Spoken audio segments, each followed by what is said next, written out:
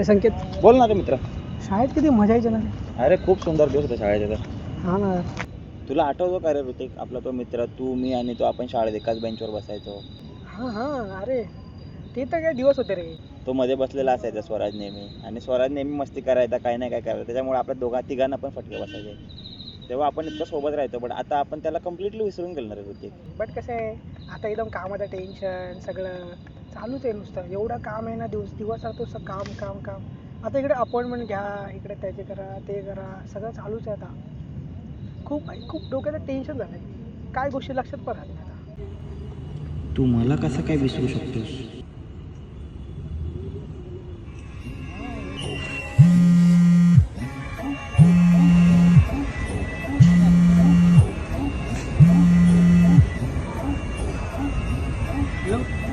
Hello.